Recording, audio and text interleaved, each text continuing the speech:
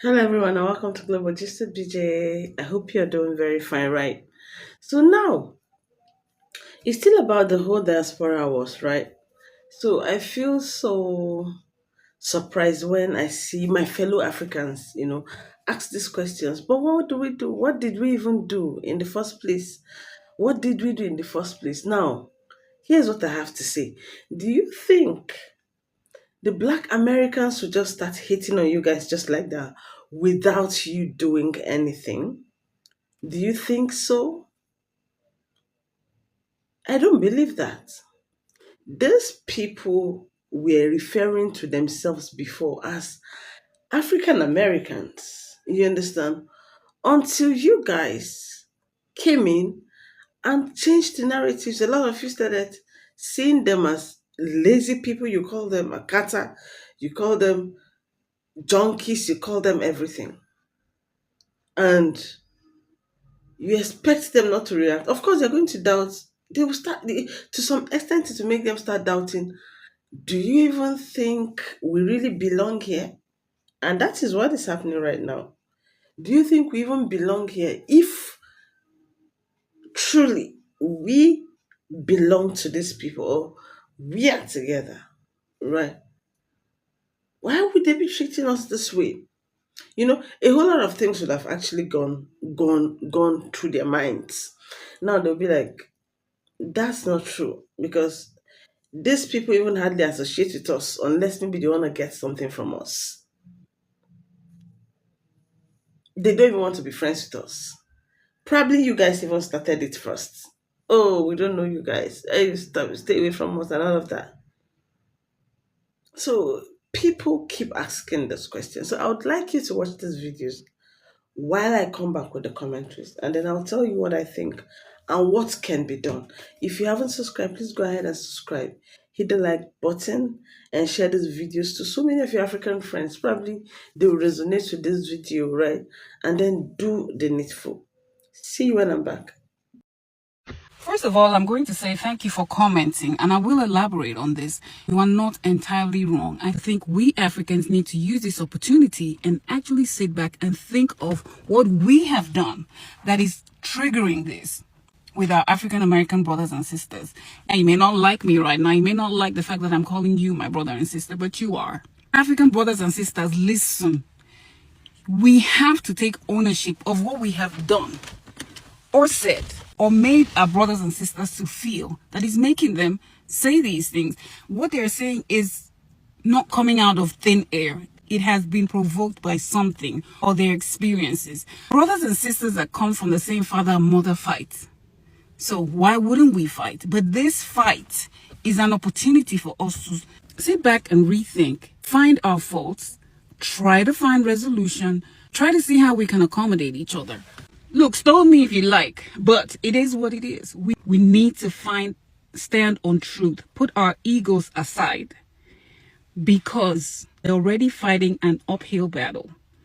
And if we, as we are fighting this uphill battle, we fight amongst each other, there is no moving forward. That is my 2 cents. He who has ears, let him hear. Oh. I'm just saying. I'm here to give out another warning. Please, please, please, please, please avoid Dallas Africans. If you want to talk about weird, Dallas Africans take the cake. They all know each other. It's so weird. Like it's literally almost like a cult. Like Dallas Africans are so weird. Stay away from them. Even the ones from Houston that go up to Dallas, they're Dallas Africans now. Like you can't take it back. Like, they will spread your business like wildfire.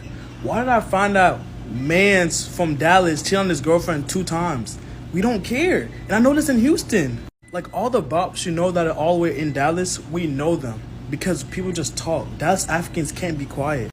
Avoid Dallas Africans. Stay away from them. You don't want to talk to. You don't want to hang around with them. Don't tell them your business. Stick to Houston. I'm telling you, Houston Africans hang around with 2 Houston Africans. I'm telling you. I hear people are boycotting African braiding shops. What? Where else you gonna go? You'll want to make appointments online and put a deposit and try to figure out how to navigate Instagram so you can make an appointment. Is that what y'all want? To go spend 10 hours in the braiding shop because they ain't got people to braid your hair? There's so many benefits to going to an African braiding shop. And y'all want to boycott African restaurants as well? An African grocery store? Do you even eat African food? Really? Black against black hate. What's up with that? Why do you need validation from Africans? When people come to your place of work, they don't question you as to why you have policies in place. Even when I go to African braiding shops, they make me pay before the complete braiding my hair. And I have questioned that, but every time I go to question them, I think about the fact that it is their policy and I am in their place of work. You got to give people respect when you're in their place of work. So people are trying to boycott African braiding shops for what reason? Somebody please help me out. African Americans, if you lived anywhere else in the world, your arrogance would make sense. And I know it's not all of you. I know it's some, but the some speak so much. It covers everybody. Your arrogance and your position in the country that you live in do not make sense. You live in a country where you can die of a cop's knee on your neck, where you're disproportionately incarcerated, where cops have to wear dash cams in order to be stopped from unaliving you for sport. And the president says there are good guys on both sides.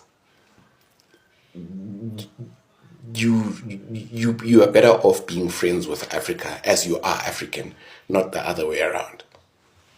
You are a minority in a country that prefers Donald Trump, J.D. Vance, and Elon Musk. You're at the bottom of the food chain in a country that is at war with Russia and China. And you're the least considered when decisions are being made. You're a confident stepchild with a very evil stepmother. And you're throwing stones at your neighbors. I mean, you're at the bottom of the food chain, at the very bottom in that country, in a country that is waging war against every other country, in a country that is actively deporting Mexicans and giving South African white racists refuge. What's going to become of you if you're making enemies with the people that actually do care about you, as ridiculous as you can be? What makes you safe there?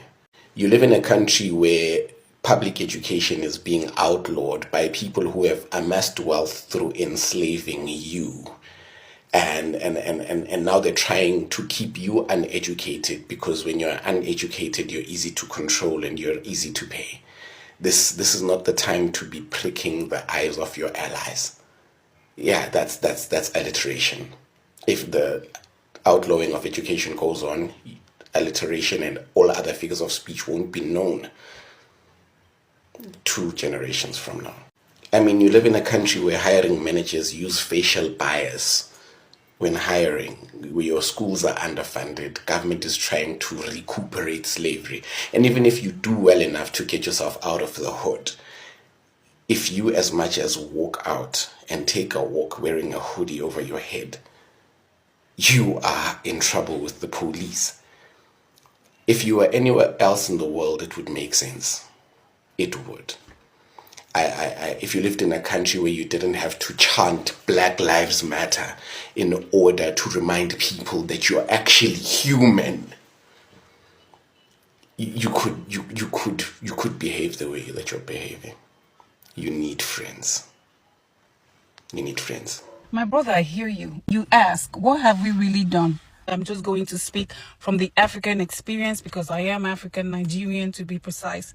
Quiet as it's kept, a lot of us we do not participate in disrespecting our fellow African American, Black American brothers and sisters. And I will use these 2 words interchangeably. If you don't know what we've done, this is a perfect opportunity for you to now start paying attention. If you are around your friends, your family, and you hear them say any kind of slur or talk down about our fellow African American brothers and sisters, you tell them that it is wrong. Stop them, correct them.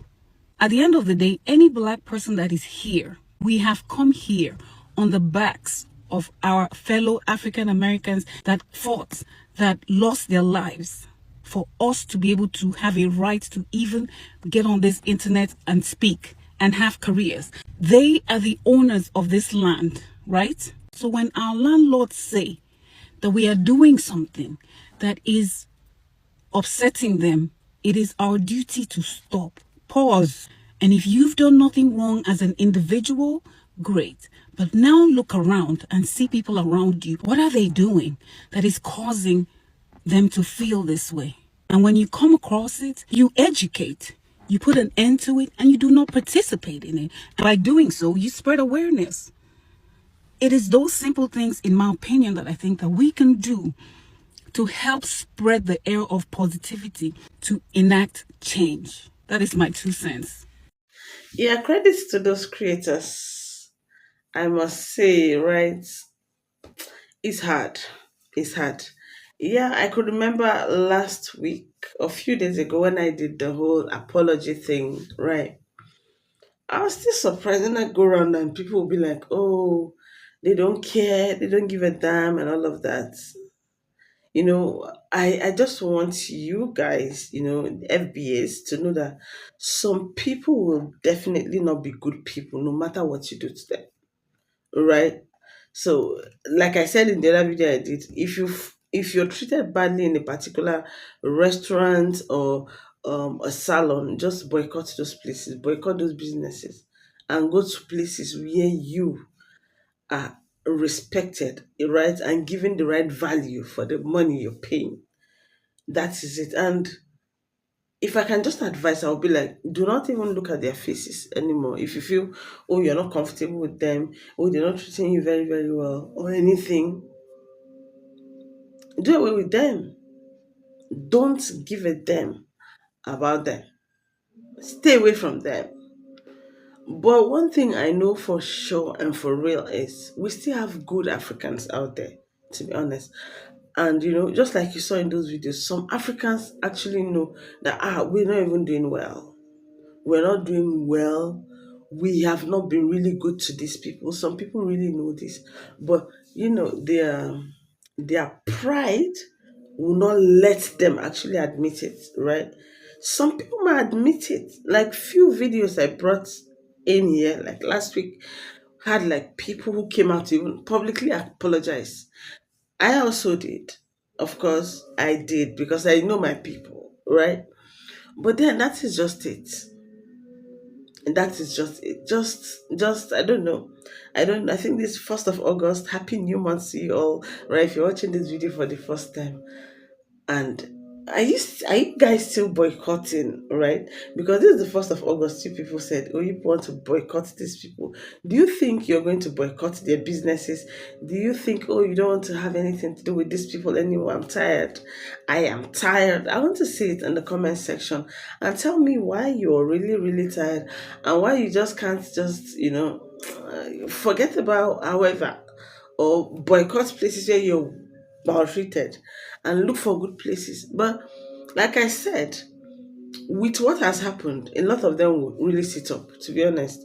I wish you could just give them like one more chance. One more chance. I know they're going to change, to be honest. They will change.